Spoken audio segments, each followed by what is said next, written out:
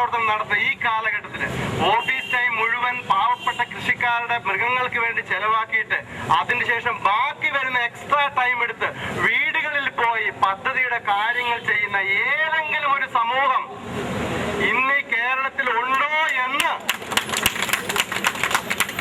ഈ ഉപജാപങ്ങൾ ചെയ്യുന്ന നേതാക്കന്മാർ ആലോചിക്കണം. തിരുവനന്തപുരത്ത് ശീതീകരിച്ച മുറിയിൽ ഇരുന്നു കൊണ്ട് ആർക്ക് ഇന്നത് കൊടുക്കണം, ആർക്ക് ഇന്നത് കൊടുക്കണ്ട എന്ന് തീരുമാനിക്കുന്ന നേതാക്കന്മാരോട് എനിക്കൊന്നേ പറയാനുള്ളൂ, നിങ്ങൾ ഇനിയെങ്കിലും കണ്ണു തുറക്കണം. ആരാണ് ജോലി ചെയ്യുന്നത്, ആരാണ് ജോലി ചെയ്യാത്തത്, ആരാണ് പഠിച്ചവൻ, ആരാണ് പഠിക്കാത്തവൻ എന്ന് നിങ്ങൾ മനസ്സിലാക്കണം.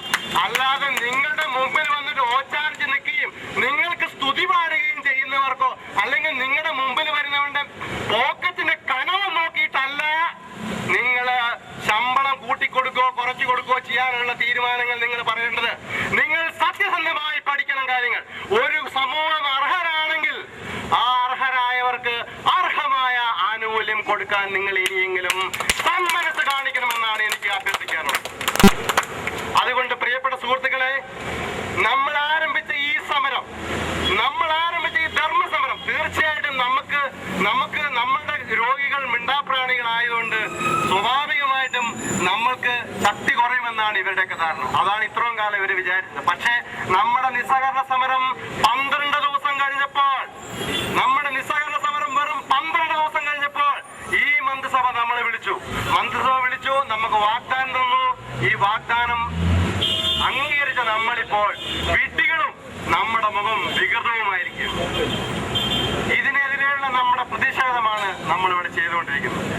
നമ്മുടെ ഈ സമരം വീണ്ടും ശക്തമായി വളരെ ഊർജ്ജസ്വലമായി മുന്നോട്ട് പോകുമെന്ന് ഞാൻ ആഹ്വാനം ചെയ്തുകൊണ്ടും ഞാൻ നമ്മുടെ ഇന്നത്തെ ഈ വഞ്ചനാ ദിനത്തിന്റെ ധർണ ഇവിടെ ഉദ്ഘാടനം ചെയ്തതായി പ്രഖ്യാപിക്കുകയാണ്.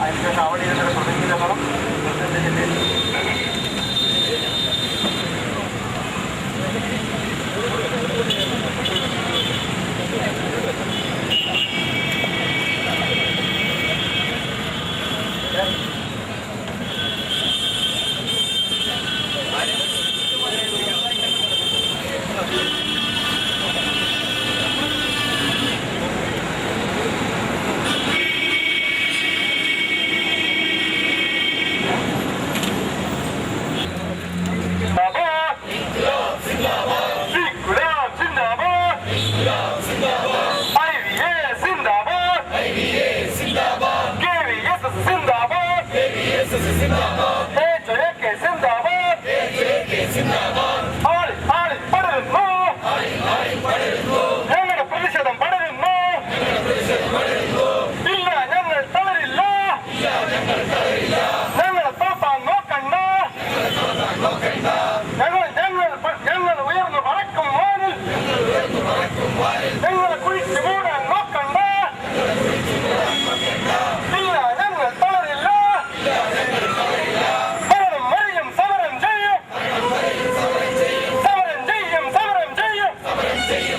ചെയ്യും. വിജയം വരെയും സമരം ചെയ്യും.